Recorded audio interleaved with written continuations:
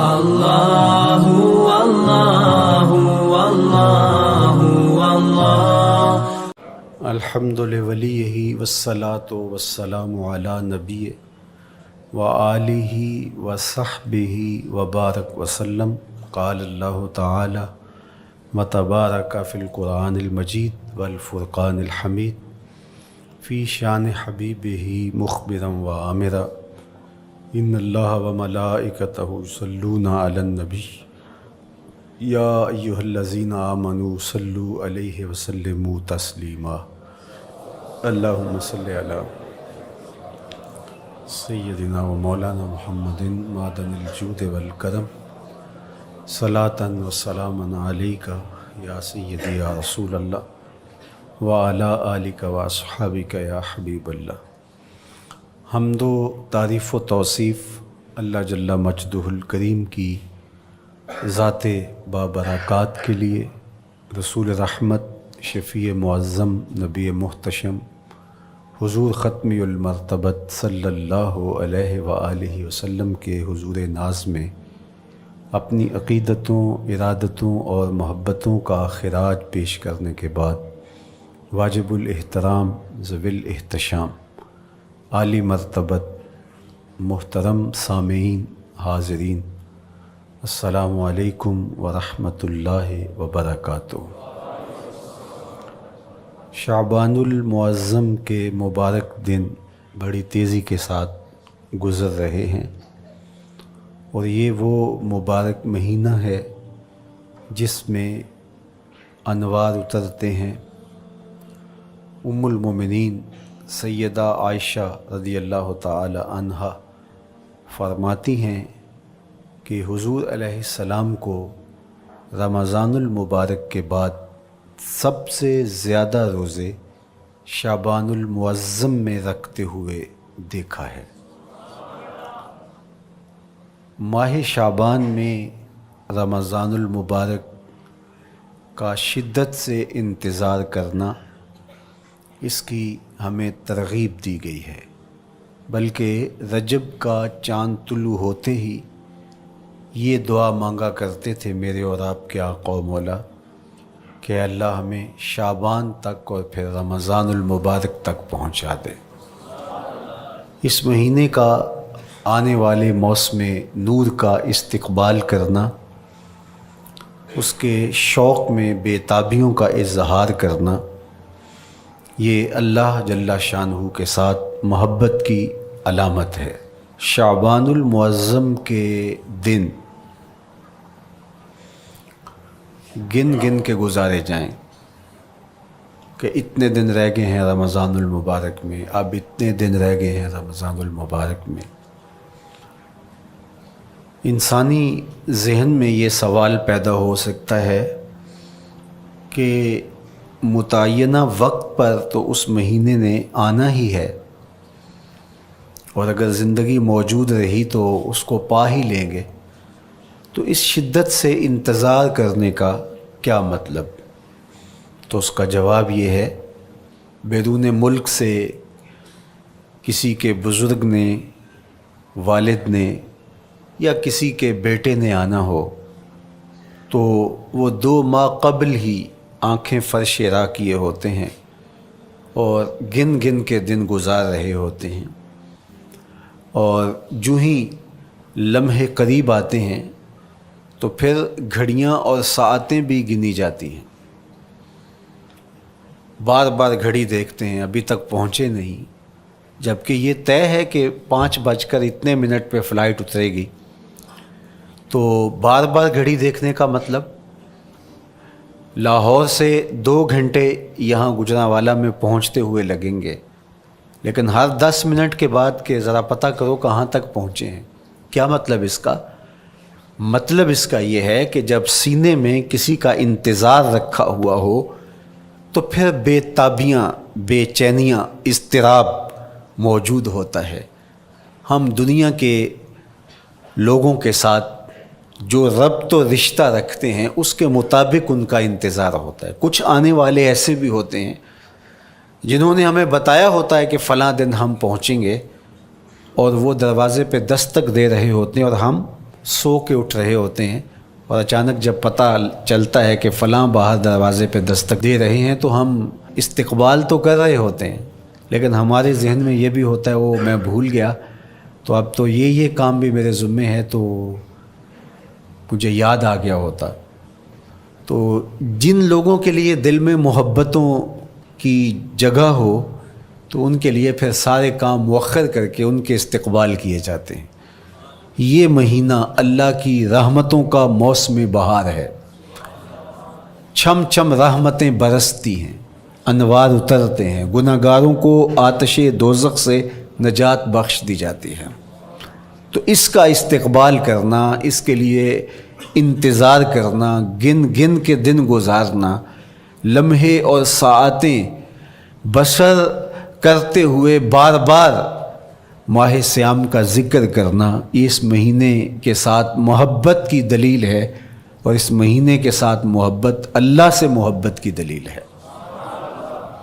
اس لیے اس مہینے کا استقبال کرنا، اس کے لیے تیاری کرنا، اپنے گھر کو صاف کرنا، اس کے لیے اپنی اولاد کے دل میں شوق پیدا کرنا اور ماحول پہلے پیدا کرنے کی کوشش کرنا، تاکہ جو ہی یہ ماہ جلوہ گر ہو تو روزہ رکھنے کا مزاج پیدا ہو چکا ہو، تلاوت کلام مجید کا مزاج پیدا ہو چکا ہو، دیگر نوافل اور اچھے اعمال بجا لانے کی عادت پڑ چکی ہو۔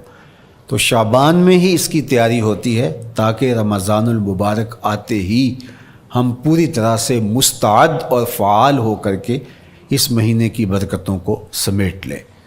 اللہ کے محبوب علیہ السلام نے ارشاد فرمایا کہ جب ماہ صیام آتا ہے فتحت ابواب الجنہ، تو جنت کے 8 دروازے کھول دیے جاتے ہیں۔ جنت تو اللہ جل شانہ کی کرم نوازیوں کا ایک ایسا خوبصورت منظر ہے کہ آج تک نہ کسی آنکھ نے اس کو دیکھا، نہ کسی کان نے سنا، اور نہ اس کا کوئی تصور کر سکتا ہے، ایسی خوبصورت بنائی ہے۔ وہاں کی ہوائیں جب چلتی ہیں تو گرد نہیں اڑتا، کستوری اڑتی ہے۔ وہاں دودھ کی، شہد کی، مائع معین، کوثر، سلسبیل کی نہریں بہتی ہیں، موتی زمرد کے محلات بنے ہوئے ہیں۔ وہ خوبصورت محل اور وہ خوبصورت جنت کا ماحول، لیکن اس کے باوجود اس خوبصورت جنت کو، مرصع جنت کو، نظیف ترین بقعۂ رحمت کو 11 ماہ تک رنگ و روغن کیا جاتا ہے رمضان المبارک کے استقبال کے لیے، اور جب یہ مہینہ آتا ہے تو اس کے دروازے کھول دیے جاتے ہیں، اور جنت کے 8 دروازوں میں سے ایک دروازے کا نام باب الریان رکھا گیا ہے، جو صرف روزہ داروں کے اعزاز و تکریم کے لیے ہے۔ روزہ دار اس دروازے سے گزر کے جنت جانے۔ تو آپ اندازہ کیجئے کہ اللہ نے اس ماہ مبارک کو کیا عزت دی ہے، کیا پروٹوکول دیا ہے، کیا تکریم بخشی ہے کہ نبیوں کا امام، امام المرسلین، خاتم الانبیاء، محبوب خدا اس مہینے کے لیے منتظر رہتے کہ یہ مہینہ آنے والا ہے، یہ مہینہ آنے والا ہے۔ حضرت سیدنا سلمان فارسی رضی اللہ تعالی عنہ فرماتے ہیں کہ شعبان کی آخری تاریخ کو حضور نے ایک خطبہ ارشاد کیا۔ بعض علماء نے کہا کہ یہ شعبان کا آخری جمعہ تھا، یا ہو سکتا ہے کہ آخری جمعہ 29 شعبان کو ہی ہو۔ تو رمضان المبارک سے قبل حضور نے یہ خطبہ ارشاد کیا، جو مختلف کتب احادیث میں موجود ہے۔ یا ایھا الناس، اے لوگو، قد اظلکم شہر عظیم، اللہ نے تمہارے اوپر ایک بہت پاکیزہ، پر نور، عالی مرتبت مہینہ سایہ فگن کر دیا ہے۔ شہر فیہ لیلۃ خیر من الف شہر، اس مہینے میں ایک ایسی رات ہے جو 1000 مہینے سے بہتر ہے۔ جعل اللہ صیامہ فریدہ و قیام لیلۃ تطوع، اس مہینے کے دن کے روزے فرض قرار دیے گئے اور راتوں کا قیام نفل بنایا گیا۔ تراویح کی صورت کے اندر راتوں کے قیام کا ماحول پیدا ہوتا ہے، صلاۃ اللیل پڑھی جاتی ہے، نوافل پڑھے جاتے ہیں کثرت کے ساتھ۔ یہ اس مہینے کی شانیں ہیں، یہ اس مہینے کی رونقیں ہیں۔ اس مہینے میں اللہ تعالیٰ نے خاص کرم نوازیاں عطا کی ہیں اہل ایمان کو۔ وَمَن تَقَرَّبَ فِيهِ بِخَصْلَةٍ مِّنَ الْخَيْرِ كَانَ كَمَنْ أَدَّى فَرِيضَةً فِيمَا سَوَاهُ، ایک نفل کا ثواب ایک فرض کے برابر اس مہینے میں کر دیا جاتا ہے۔ وَمَنْ أَدَّى فَرِيضَةً كَانَ كَمَنْ أَدَّى 70 فَرِيضَةً فِيمَا سَوَاهُ، اور اگر کوئی ایک فرض ادا کرتا ہے تو اس کو 70 فرائض کا ثواب ملتا ہے۔ اس قدر نیکیوں کا اجر بڑھا دیا جاتا ہے، ان کی قیمت بڑھا دی جاتی ہے اس مہینے میں۔ اور پھر ارشاد فرمایا وَهُوَ شَهْرُ الصَّبْرِ، یہ صبر کا مہینہ ہے۔ ہونے کے باوجود بھی انسان تناول نہیں کرتا، ٹھنڈا میٹھا مشروب میسر ہے اور زبان کانٹا بن گئی، حلق خشک ہو گیا، لیکن اس کے باوجود بھی ایک گھونٹ حلق سے نیچے اتارنے کا روادار نہیں ہوتا۔ وضو کرتے بھی احتیاط کرتا ہے کوئی قطرہ آب حلق سے نیچے نہ ٹپک جائے، تو یہ صبر سکھاتا ہے۔ جب ہو بھی تو انسان اس سے گریز کرے، تو جب ہوگا نہیں تو پھر انسان صبر کا عادی بن جاتا ہے، تو یہ صبر کی عادت ڈالتا ہے۔ یہ شہر الصبر ہے۔ پھر فرمایا وَالصَّبْرُ ثَوَابُهُ الْجَنَّةُ، اور سنو صبر کا ثواب جنت ہے۔ جو شخص صابر ہوتا ہے اس کا صلہ جنت کی صورت میں عطا کیا جائے گا۔ وَشَهْرُ الْمَوَاسَاتِ، اور یہ ہمدردی کا مہینہ ہے، باہمی پیار کا مہینہ ہے، الفتیں بانٹنے کا مہینہ ہے، نرم دلی کا مہینہ ہے، ایک دوسرے کے احساس کا مہینہ ہے۔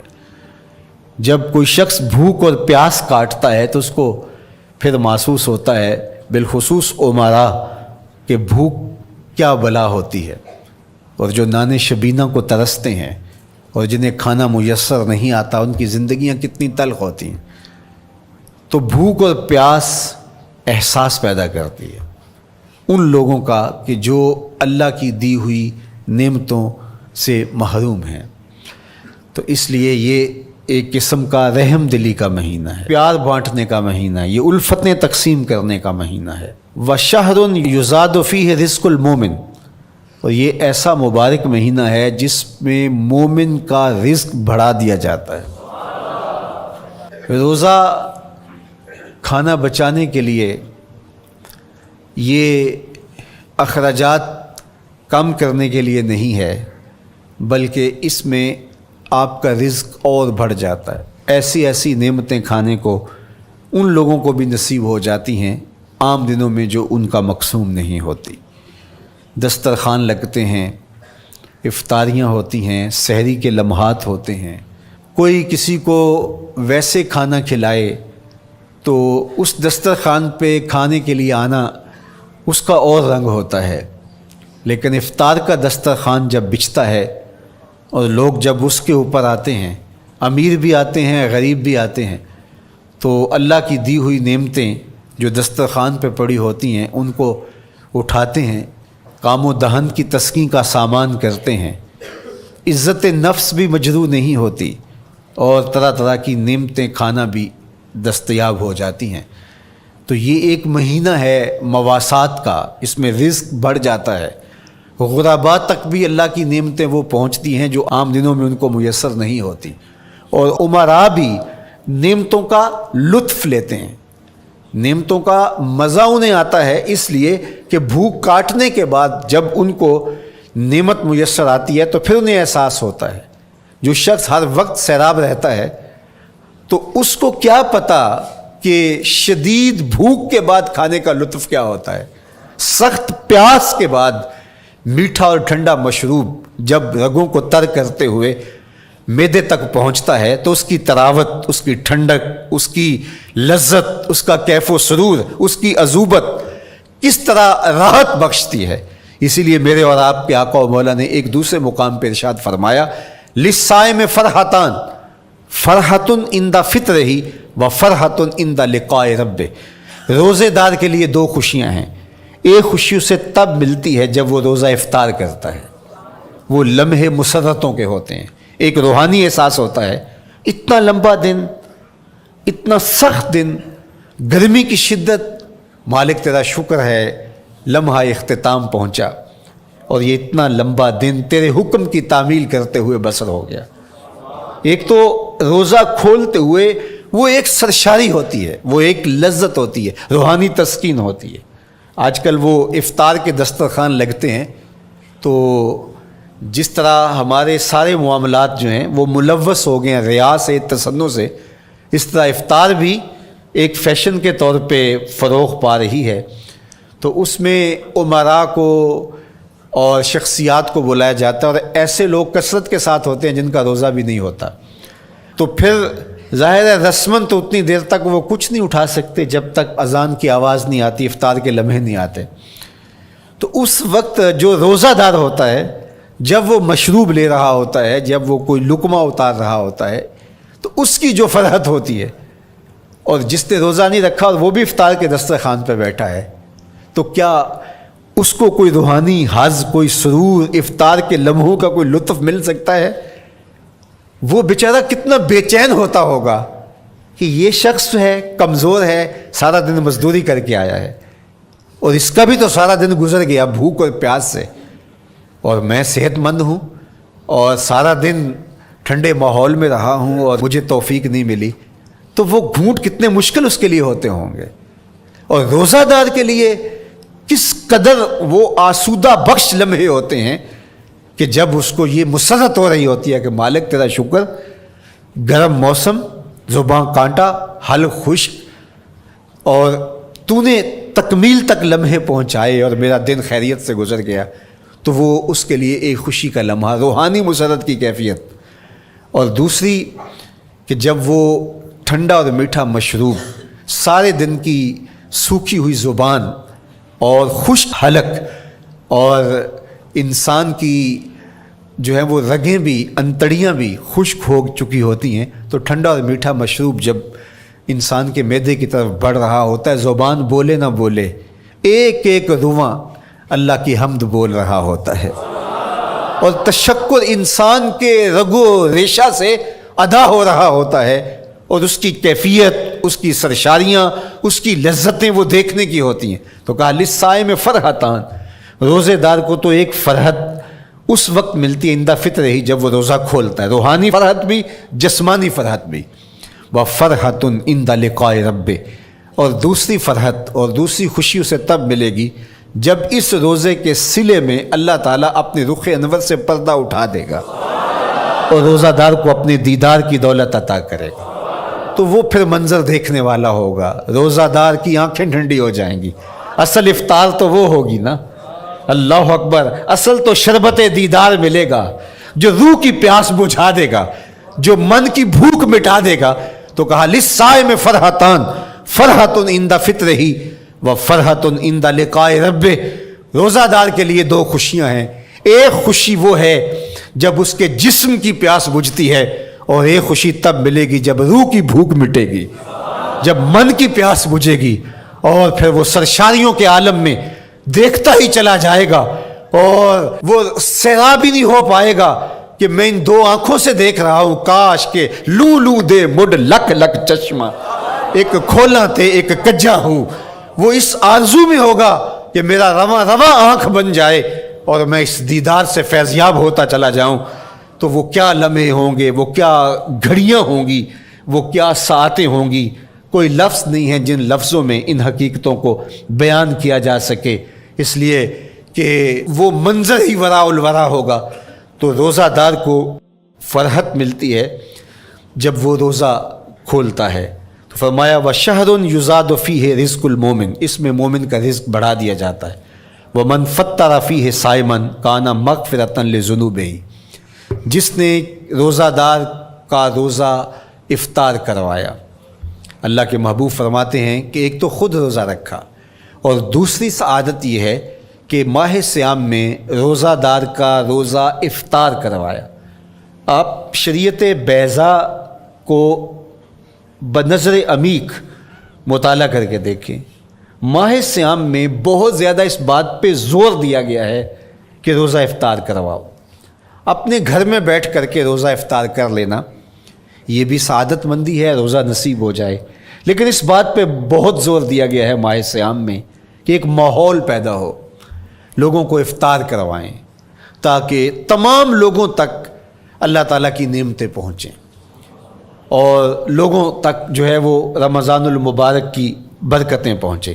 تو ارشاد فرمایا ومن فطر فیہ صائما، جس نے روزے دار کا روزہ افطار کروایا، کان مغفرۃ لذنوبہ، تو وہ افطار کروانے والوں کے گناہوں کی بخشش کا ذریعہ بن جائے گا، یہ افطاری گناہوں کی مغفرت کا سبب بن جائے گی۔ وَعِتْقَ رَقْبَتِهِ مِنَ النَّارِ، اور آتش دوزخ سے گردن کی آزادی کا مجدہ جاں فضا بن جائے گا، یہ امر کہ اس نے کسی کا روزہ افطار کروایا۔ وَقَانَ لَهُ مِثْلُ أَجْرِهِ مِنْ غَيْرِ أَنْ يَنْقُصَ مِنْ أَجْرِهِ شَيْءٌ، اور روزہ افطار کروانے والے کو روزہ رکھنے والے جتنا اجر ہی دیا جائے گا، لیکن روزہ رکھنے والے کے اجر میں بھی کوئی کمی نہیں واقع ہوگی۔ جتنا اس نے سارے دن کی بھوک اور پیاس کاٹ کر کے تکلیف اٹھا کر کے روزہ رکھا، جس نے شام کو اس کو افطار کر دیا اتنا ہی ثواب اس کو عطا کر دیا جائے گا، اس کا اجر کم کیے بغیر۔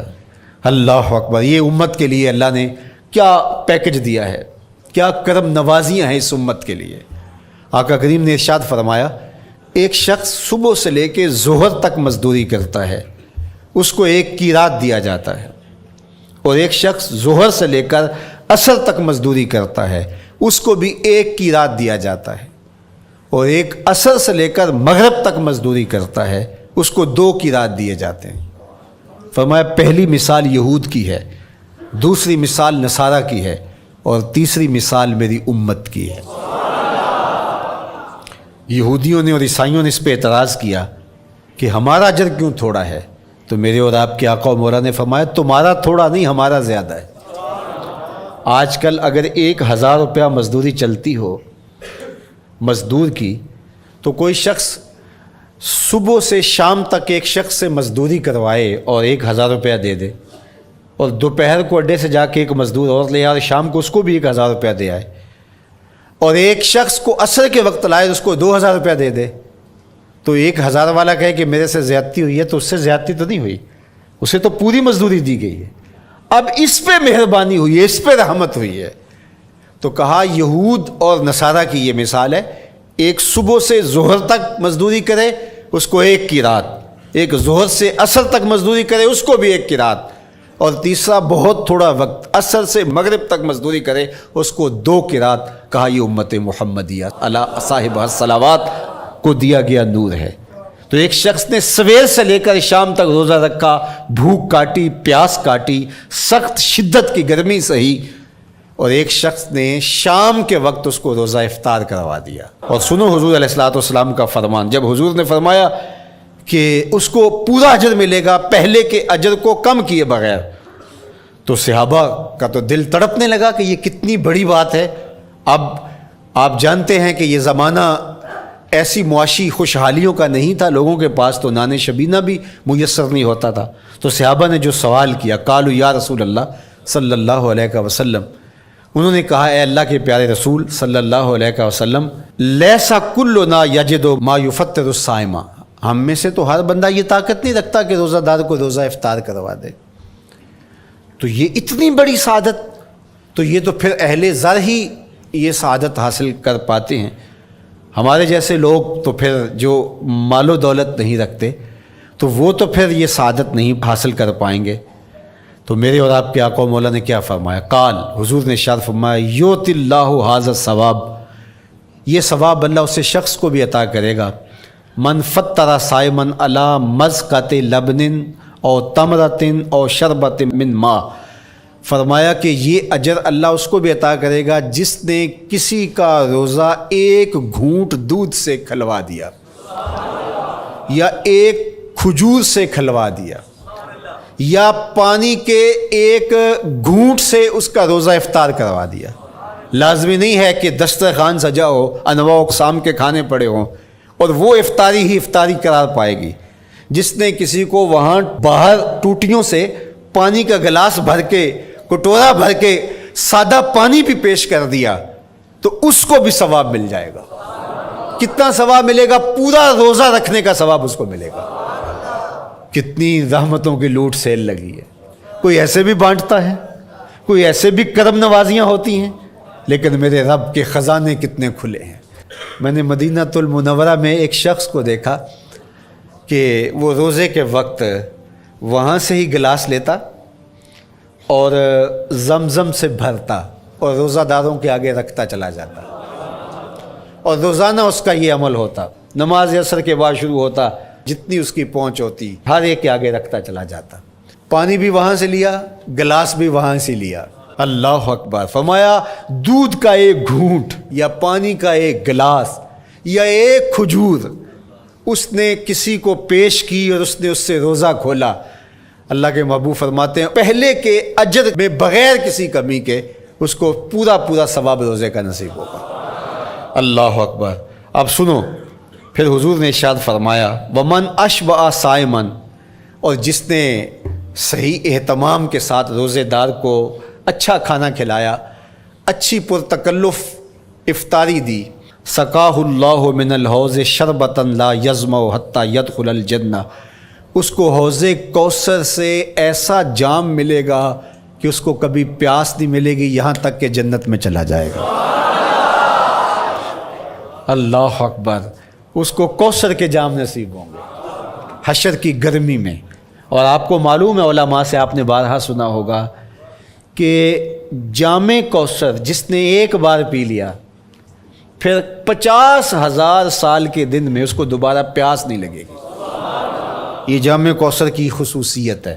فرمایا وَهُوَ شَهْرٌ أَوَّلُهُ رَحْمَةٌ، یہ وہ مہینہ ہے جس کے پہلے 10 دن رحمت ہیں اور اس کا درمیانی عشرہ مغفرت ہے، وَآخِرُهُ عِتْقٌ مِّنَ النَّارِ، اور اس کا آخری عشرہ جو ہے وہ آتش دوزخ سے نجات کا ضامن ہے۔ فَاسْتَكْثِرُوا فِيهِ مِنْ 4 خِصَالٍ، کہا کہ 4 کام اس مہینے میں کثرت کے ساتھ کرو۔ خصلتان ترضون بہما ربکم، 2 کام تو وہ ہے جس سے تم اپنے رب کو راضی کرو گے۔ وخصلتان لا غنا بکم عنہما، اور 2 کام ایسے ہیں کہ ان سے بے نیاز نہیں ہو سکتے تو وہ تمہیں کرنے پڑیں گے۔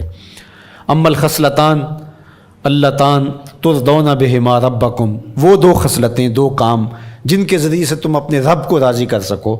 فشہادت اللہ الہ الا اللہ، وہ گواہی دینا ہے لا الہ الا اللہ، وتستغفرونہ، اور تم کثرت سے استغفار کرو، اللہ سے بخشش مانگو۔ یہ 2 کام تم نے کرنے ہیں۔ وَأَمَّا الْخَصْلَتَانِ اللَّتَانِ لَا غِنَىٰ بِكُمْ عَنْهُمَا، اور وہ چیزیں جن کے بغیر تمہیں چارہ نہیں ہے۔ فَتَسْأَلُونَ الْجَنَّةَ وَتَعُوذُونَ مِنَ النَّارِ، اللہ سے جنت طلب کرو اور دوزخ سے پناہ مانگو۔ تو یہ 2 کام جو تمہاری ضرورت ہے تم اس مہینے میں کثرت کے ساتھ کرو۔ تو یہ مہینہ رحمتوں کی لوٹ سیل کا مہینہ ہے، یہ کرم نوازیوں کے امٹتے ہوئے دھارے ہیں، یہ سیل رحمت ہے جو کہ من کی سیرابی کا سبب اور ذریعہ ہے۔ خوش نصیب ہیں جو ماہ صیام کو خوبصورتی کے ساتھ بسر کرتے ہیں، اس کے آنے سے پہلے استقبال کرتے ہیں، گھروں میں صفائی کریں، اہتمام کریں، مساجد میں اہتمام کریں، تاکہ بچوں میں یہ شوق پیدا ہو کہ ماہ صیام آ رہا ہے۔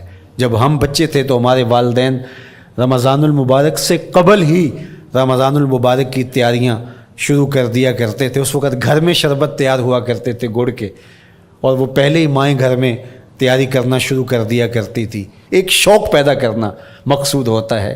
تو کچھ چیزیں ایسی ہیں کہ آرڈر لکھیں اور 1 سیکنڈ میں گھر پہنچ جائے، لیکن کچھ چیزیں یہ جو ہے وہ تیار کرنی چاہیے، شوق پیدا ہو۔ گھروں کے اندر ماؤں کو چاہیے کہ افطاری کو اہتمام کے ساتھ تیار کریں تاکہ بچوں کو شوق پیدا ہو، اور یہ ایک ماحول پیدا ہو، قرآن مجید کی تلاوت کا ماحول پیدا ہو، جاگنے سونے کے جو ہے وہ شیڈول مرتب کیے جائیں، مساجد کی آبادی کا سامان کیا جائے۔ پچھلے سال تو بڑا اداس رمضان گزرا اس لیے کہ کرونا کے حوالے سے جس طرح ملکی حالات تھے وہ آپ کے سامنے تھے، اس مرتبہ الحمدللہ اس طرح کے حالات نہیں ہوں گے. کچھ SOPs کو آپ کو فالو کرنا ہوگا، لیکن مسجدوں کی انشاءاللہ رونقیں بحال رہیں گی، اور صلاۃ التراویح اور سحر و افطار کے لمحے، نوافل، تسبیحات، اذکار، نمازوں میں 5 گانہ حاضریاں، یہ کیسا خوبصورت ماحول ہوتا ہے. رحمتیں برس رہی ہوتی ہیں، انوار اتر رہے ہوتے ہیں، اور وہ کیا خوبصورت لمحے ہوتے ہیں اور کیا گھڑیاں ہوتی ہیں.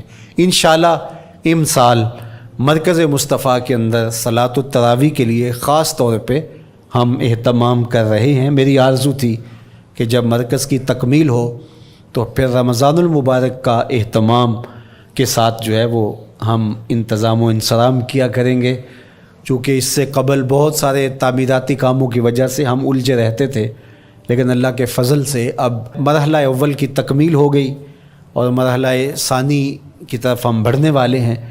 تو اس رمضان المبارک کے اندر ہمارے لیے بیٹھنے کی جگہ، خواتین کے لیے انتظام، افطار کے لیے، سحر کے لیے، دوستوں کے لیے انشاءاللہ خوبصورت اہتمام ہوگا.